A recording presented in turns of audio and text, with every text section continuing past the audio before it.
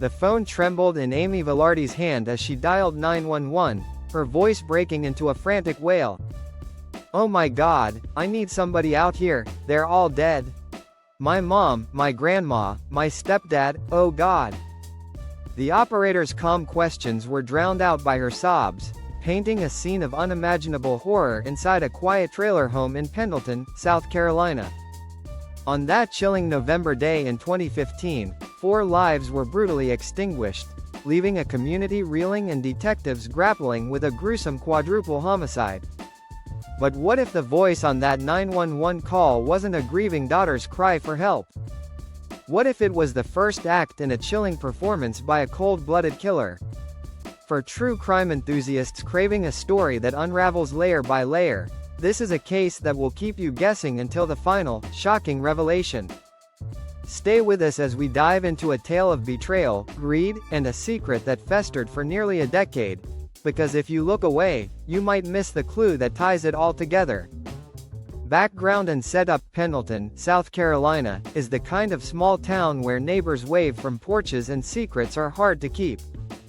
Nestled in Anderson County, its quiet streets and close-knit community made the events of November 2015 all the more jarring.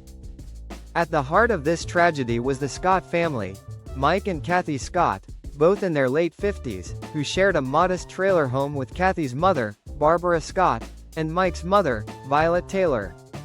The 4 were a fixture in Pendleton, known for their warmth and tight family bonds. Mike, a charismatic man with a knack for deal-making, frequented flea markets, collecting rare video games, jewelry, and gold. Rumors swirled that he distrusted banks, keeping large sums of cash stashed at home, a habit that would prove fateful. Mike and Kathy's daughter, Amy Velarde, lived nearby with her husband, Ross Velarde. The couple, married in October 2015, ran a fledgling pet grooming business and had 3 young children. On the surface, they seemed like an ordinary family striving to make ends meet. But beneath the facade, tensions simmered. Amy's relationship with her parents was fraught, marked by bitter disputes over her children's upbringing. Social media posts revealed her resentment, with Amy labeling Mike and Kathy as narcissistic and emotionally abusive. A particularly chilling video surfaced on her Facebook page, capturing a heated argument between Ross and Kathy. In it, Ross sneered, "Why don't you have grandma come out here? I don't think your grandma wants to deal with this trash." The words, laced with venom, would later haunt investigators. Ross, a burly man with a quick temper, was no stranger to financial strain. Bank records painted a grim picture. In 2013, the couple's grooming business earned just $25,622, yet in 2014, Ross splurged on luxury purchases. A $14,200 Ram truck, a $5,700 Mustang, and 2 Harley-Davidson motorcycles costing $16,000 combined.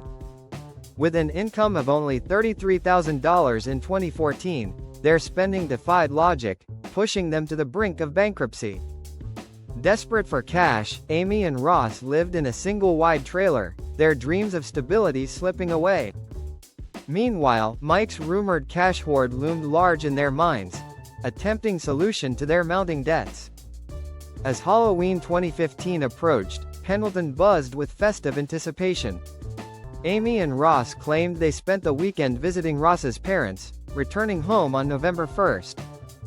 That morning, Amy said she went to check on her parents, only to stumble upon a scene that would shatter her world, or so she claimed. The stage was set for a crime that would leave detectives baffled and a community in mourning. The crime: on November 1, 2015, the Scott family's trailer home became a house of horrors. Inside, Mike Scott, Kathy Scott, Barbara Scott, and Violet Taylor lay dead, their lives snuffed out in a frenzy of violence. Each victim bore identical, gruesome injuries. Throats slashed with surgical precision, hands riddled with defensive knife wounds, and a single gunshot wound to the head, delivered post-mortem as a chilling signature. Bloody handprints smeared the walls and doors, evidence of a desperate struggle to escape. The scene was chaos frozen in time, blood pooled on the floor, furniture overturned, and the air thick with the metallic tang of death. Detectives arrived to a tableau of unimaginable brutality. Anderson County Police, seasoned by years on the job, described it as the bloodiest crime scene they'd ever encountered. Yet, amid the carnage, certain details stood out. There were no signs of forced entry, suggesting the killer was someone the victims knew and trusted. Valuables, jewelry, electronics, and cash remained untouched, ruling out robbery as a motive. The killer's intent was singular: murder. The precision of the wounds hinted at a perpetrator with both skill and rage, someone who had planned this act with cold calculation. The timeline raised questions. Amy claimed she discovered the bodies around noon on November 1st, prompting her frantic 911 call. "They're all dead. I don't know what happened," she sobbed to the operator.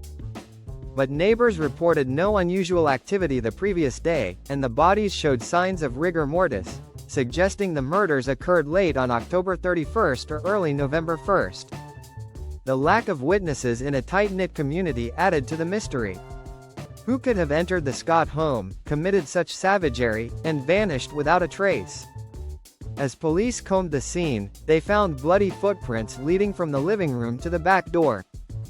The distinctive tread pattern intrigued them, a clue that would lie dormant for years. Meanwhile, Amy and Ross stood on the sidelines, grieving publicly while the town rallied around them. But detectives couldn't shake a nagging suspicion: the couple's story didn't quite add up. The investigation into the Pendleton quadruple homicide began with urgency but soon hit a wall. In 2015, forensic technology was limited, and the evidence, while compelling, was largely circumstantial. Detectives noted the absence of forced entry and the untouched valuables, pointing to a personal motive. Amy and Ross, as close family members, were natural persons of interest, but their alibis, spending Halloween with Ross's parents, held up initially. The bloody footprints were photographed, but without a suspect's shoes for comparison, they remained a tantalizing mystery. Social media provided early clues. Amy's Facebook posts revealed a toxic dynamic with her parents, with arguments over her children escalating in the months before the murders. The video of Ross's confrontation with Kathy was particularly damning, his words dripping with contempt. Then came a breakthrough. A coworker of Mike's shared a photo he'd sent just 2 days before his death, showing a stack of $100 bills. When police searched Amy and Ross's trailer, they found a neatly organized pile of $100 bills in their safe. Bills with serial numbers matching Mike's. At the time, this was dismissed as coincidence, but it planted a seed of doubt.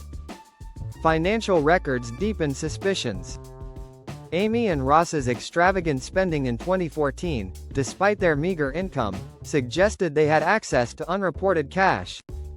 In 2015, police found $67,000 hidden in their home, a sum Ross claimed was years of savings. Detectives were skeptical: their business was floundering, and bankruptcy loomed. Yet, without concrete evidence linking them to the crime scene, the case went cold, leaving Amy and Ross to resume their lives as if nothing had happened. For 8 years, the Pendleton murders haunted Anderson County. Detectives never closed the file, driven by a gut feeling that Amy and Ross held the key. In 2023, advancements in forensic analysis and renewed determination prompted a reinvestigation. The team, led by Detective Tyler Duncan, started fresh, interviewing Mike and Kathy's neighbors and associates. A neighbor recalled Amy's bitter disputes with her mother, noting how Kathy and Mike longed to see their grandchildren, whom Amy often withheld as leverage. "It broke their hearts," the neighbor said, his voice heavy with regret. Next, detectives spoke with Roxy Vors, a former employee at Amy and Ross's grooming business. Roxy's testimony was explosive.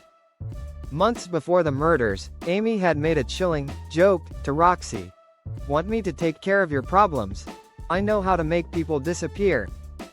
Roxy laughed it off at the time, but in hindsight, the words sent shivers down her spine.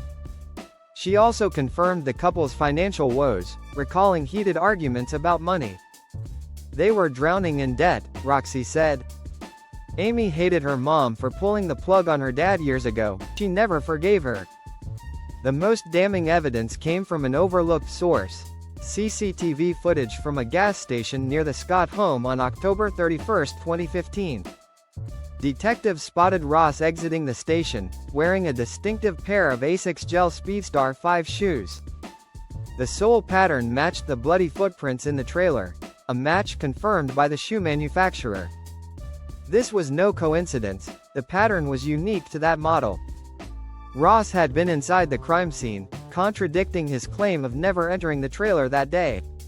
Armed with this evidence, detectives pieced together a motive. Mike's rumored cash hoard, Amy's resentment toward her parents, and the couple's financial desperation formed a deadly triangle. The matching $100 bills, the shoe prints, and Amy's documented animosity were no longer circumstantial, they were a roadmap to murder. On December 11, 2023, Detective Duncan and his partner, Steve, arrived at Amy and Ross's new home, ready to confront them with the truth. Outcome and aftermath: the interrogation was a masterclass in psychological pressure. Detective Duncan began casually, asking Ross about his relationship with Mike and Kathy. Ross played the part of the grieving son-in-law, claiming he had a really great bond with Mike until a falling out in July 2015. He recounted Amy's discovery of the bodies, insisting he never entered the trailer. The back door was cracked open, he said smoothly. Amy found them and called 911, but the detectives were ready to spring their trap. They pressed Ross about his finances, noting his lavish spending against a backdrop of poverty.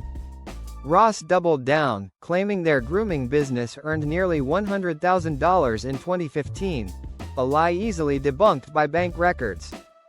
When asked about the $80,000 in his safe, he called it savings, but his eyes darted nervously. Then came the bombshell: the Asics shoes. "You were wearing Asics Gel Speedstar 5s at the Quick Trip the night of the murders," Duncan said, producing crime scene photos of bloody footprints. "Those same shoes were inside the trailer, covered in blood. How do you explain that?" Ross's composure cracked. "I don't know where those shoes are," he stammered. "I didn't get rid of them." The detectives pushed harder, revealing the matching serial numbers on the $100 bills. "We followed the money, Ross, just like you said. It led right to your safe." They suggested Amy might have orchestrated the killings, offering Ross a chance to save himself by confessing. "If she cracks first, your deal's off the table," Duncan warned. Ross hesitated, then asked for a lawyer, a tacit admission of guilt. Amy's interview was equally revealing. She spoke of her strained relationship with her mother, admitting to a major fight in July 2015. "My mom was prickly," she said, her voice flat. When asked about the weekend of the murders, her story aligned with Ross's, but her demeanor was off, detached, almost rehearsed. The detectives didn't confront her directly, saving their ammunition for court. On December 15, 2023, Amy and Ross Velarde were arrested in Pendleton, charged with 4 counts of murder.